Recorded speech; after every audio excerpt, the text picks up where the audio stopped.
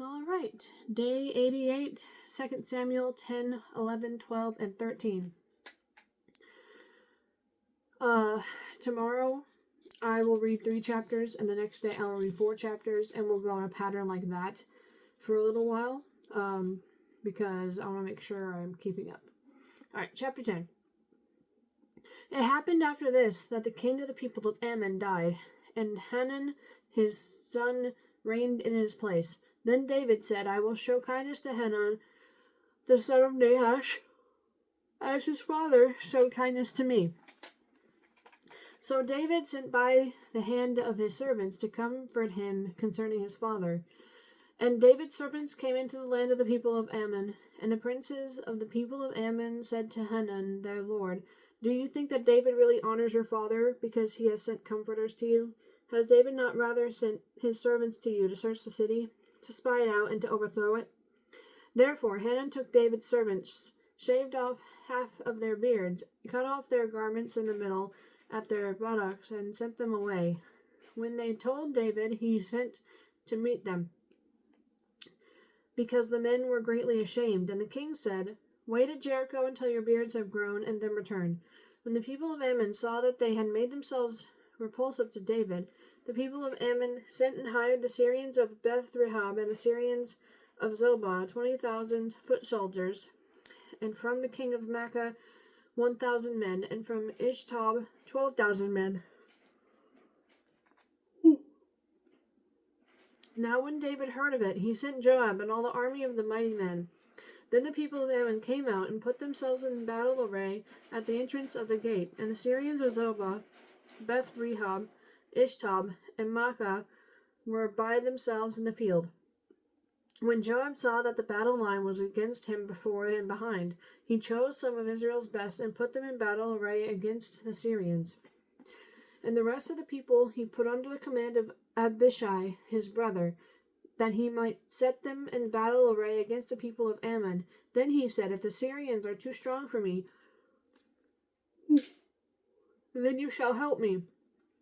But if the people of Ammon are too strong for you, then I will come and help you. Be of good courage, and let us be strong for our people, and for the cities of our God, and may the Lord do what is good in his sight. So Joab and the people who were with him drew near for the battle against the Syrians, and they fled before him. When the people of Ammon saw that the Syrians were fleeing, they also fled before Abishai, and entered the city. So Joab returned from the people of Ammon, and went to Jerusalem.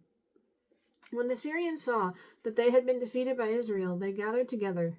Then Hadadezer sent and brought out the Syrians who were beyond the river, and they came to Helam. And Shobach, the commander of Hadadezer's army, went before them. When it was told David, he gathered all Israel, crossed over the Jordan, and came to Helam. And the Syrians set themselves in battle array against David and fought with him. Then the Syrians fled before Israel, and David killed 700 charioteers. Wait, I completely cut out the I. 700 charioteers and 40,000 horsemen of the Syrians, and struck Shobach, the commander of their army, who died there. And when all the kings who were servants of Hadadezer saw that they were defeated by Israel, they made peace with Israel and served them. So the Syrians were afraid to help the people of Ammon anymore. One second. Chapter 11. It happened in the spring of the year, at the time when kings go out to battle, that David sent Joab and his servants with him and all Israel, and they destroyed the people of Ammon and besieged Rabbah. But David remained at Jerusalem. Then it happened one evening that David arose from his bed and walked on the roof of the king's house, and from the roof he saw a woman bathing, and the woman was very beautiful to behold.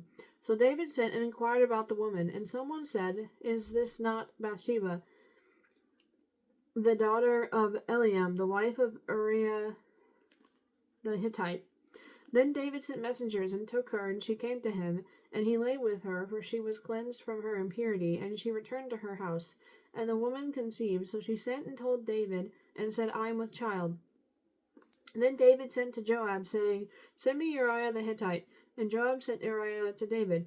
When Uriah had come to him, David asked how Joab was doing, and how the people were doing, and how the war prospered.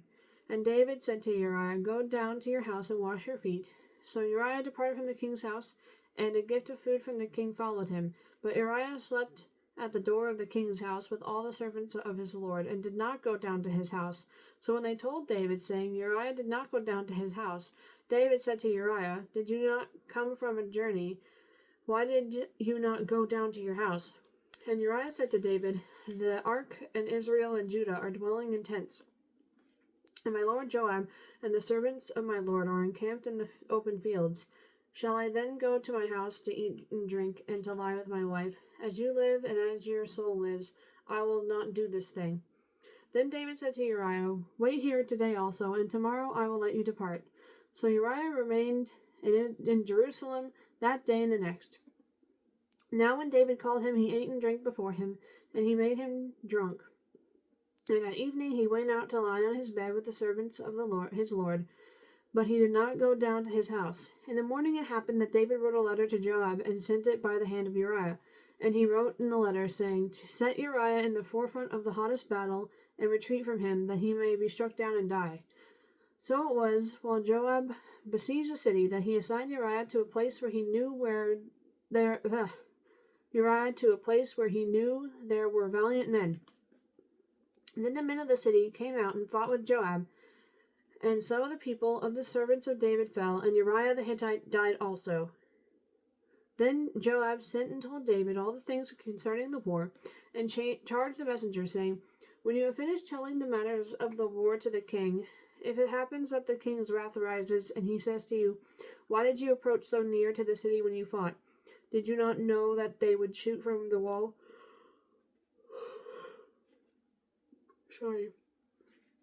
Verse 21. "Who struck Abimelech, the son of Jerubbesheth?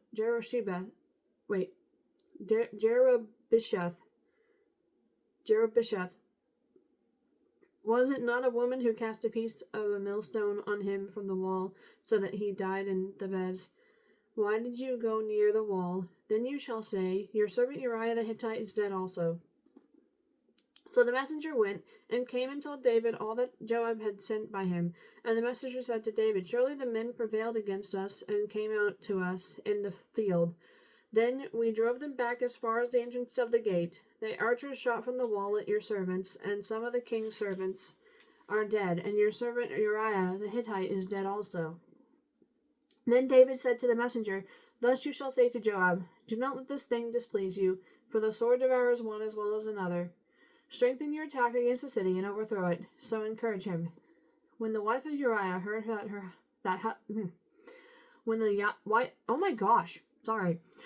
Verse 26. When the wife of Uriah heard that Uriah her husband was dead, she mourned for her husband. And when her mourning was over, David sent and brought her to his house, and she became his wife and bore him a son. But the thing that David had done displeased the Lord. I would think so. That's very wrong of David. And literally all of that was wrong. Anyway, chapter 12. Alright, now chapter 12. Then the Lord sent Nathan to David, and he came to him and said to him, "There were 2 men in one city, one rich and the other poor. The rich man had exceedingly many flocks and herds, but the poor man had nothing except one little ewe lamb which he had bought and nourished. And it grew up together with him and with his children. It ate of his own food, and drank from his own cup, and lay in his bosom. And it was like a daughter to him. And a traveler came to the rich man, who refused to take from his own flock and from his own herd to prepare one for the wayfaring man who had come to him. But he took the poor man's lamb and prepared it for the man who had come to him."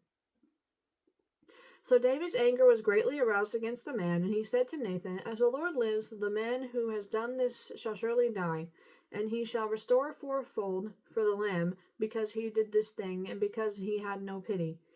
Then Nathan said to David, "You are the man. Thus says the Lord God of Israel, I anointed you king over Israel, and I delivered you from the hand of Saul. I gave you your master's house and your master's wives into your keeping, and gave you the house of Israel and Judah.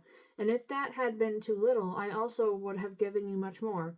Why have you despised the commandment of the Lord, to do evil in his sight? You have killed Uriah the Hittite with the sword. You have taken his wife to be your wife, and have killed him with the sword of the people of Ammon. Now therefore the sword shall never depart from your house, because you have despised me, and have taken the wife of Uriah the Hittite to be your wife. Thus says the Lord, Behold, I will raise up adversity against you from your own house, and I will take your wives before your eyes, and give them to your neighbor, and he shall lie with your wives in the sight of this son. For you did it secretly, but I will do this thing before all Israel, before the sun. So David said to Nathan, I have sinned against the Lord. And Nathan said to David, The Lord also has put away your sin, you shall not die. However, because by this deed you have given great occasion to the enemies of the Lord to blaspheme, the child also who is born to you shall surely die. Then Nathan departed to his house. And the Lord struck the child that Uriah's wife bore to David, and it became ill. David therefore pleaded with God for the child, and David fasted and went in and lay all night on the ground. So the elders of his house arose and went to him, to raise him up from the ground, but he would not, nor did he eat food with them. Then on the 7th day it came to pass that the child died, and the servants of David were afraid to tell him that the child was dead. For they said, Indeed, while the child was alive we spoke to him, and he would not heed our voice. How can we tell him that the child is dead? He may do some harm. When David saw that his servants were whispering, David perceived that the child was dead. Therefore David said to his servants, Is the child dead? And they said, He is dead. So David arose from the ground, washed and anointed himself, and changed his clothes, and he went into the house of the Lord and worshipped. Then he went to his own house, and when he requested, they set food before him, and he ate. Then his servant said to him, What is this that you have done? You fasted and wept for the child while he was alive, but when the child died, you arose and ate food. And he said, While the child was alive, I fasted and wept, for I said, Who can tell whether the Lord will be gracious to me, that the child may live?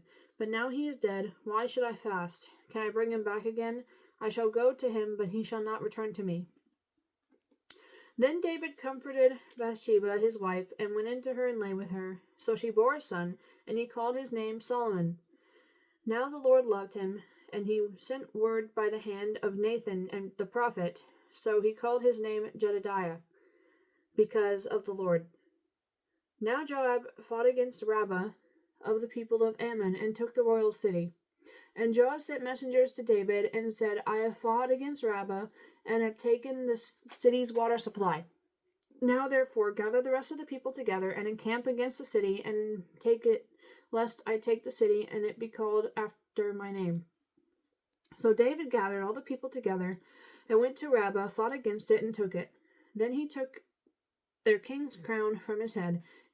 Its weight was a talent of gold, with precious stones, and it was set on David's head. Also he brought out the spoil of the city in great abundance, and he brought out the people who were in it, and put them to work with saws and iron picks and iron axes, and made them cross over to the brick works. So he did to all the cities of the people of Ammon. Then David and all the people returned to Jerusalem. And on my shoulders, hang on a second. Chapter 13. Verse 13. Chapter 13. After this, Absalom, the son of David, had a lovely sister, whose name was Tamar, and Amnon, the son of David, loved her. Amnon was so distressed over his sister Tamar that he became sick, for she was a virgin, and it was improper for Amnon to do anything to her. But Amnon had a friend whose name was Jonadab, the son of Shimeah, David's brother. Now Jonadab was a very crafty man, and he said to him, Why are you, the king's son, becoming thinner day after day? Will you not tell me? Amnon said to him, I love Tamar, my brother Absalom's sister. So Jonadab said to him, Lie down on your bed and pretend to be ill, and when your father comes to see you, say to him, Please let my sister Tamar come and give me food, and prepare the food in my sight, that I may see it and eat it from her hand. Then Amnon lay down and pretended to be ill, and when the king came to see him, Amnon said to the king, "Please let Tamar, my sister, come and make a couple of cakes for me in my sight, that I may eat from her hand." And David sent home to Tamar, saying, "Now go to your brother Amnon's house and prepare food for him." So Tamar went to her brother Amnon's house, and he was lying down. Then she took flour and kneaded it, and made cakes in his sight, and baked the cakes. And she took the pan and placed them out before him, but he refused to eat. Then Amnon said, "Have everyone go out from me." And they all went out from him. Then Amnon said to Tamar, "Bring the food into the bedroom, that I may eat from your hand." And Tamar took the cakes which she had made, and brought them to Amnon her brother in the bedroom. Now when he had brought them to him to eat, he took hold of her and said to her, "Come lie with me, my sister." But she answered him, "No, my brother, do not force me, for no such thing should be done in Israel. Do not do this disgraceful thing. And I, where could I take my shame? And as for you, you would be like one of the fools in Israel. Now therefore please speak to the king, for he will not withhold me from you."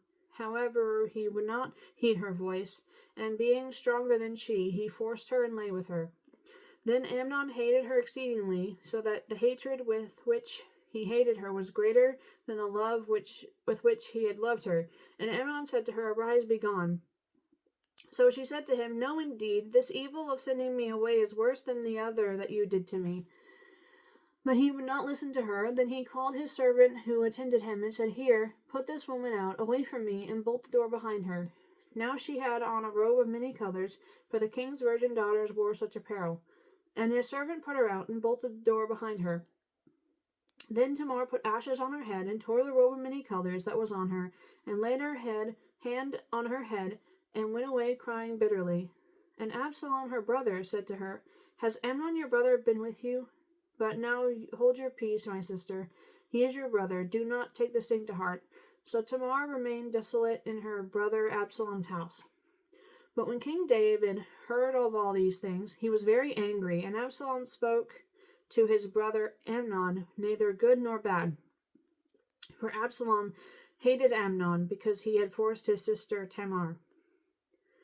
And it came to pass that after 2 full years that Absalom had sheep shearers in Baal-hazor, which is near Ephraim. So Absalom invited all the king's sons.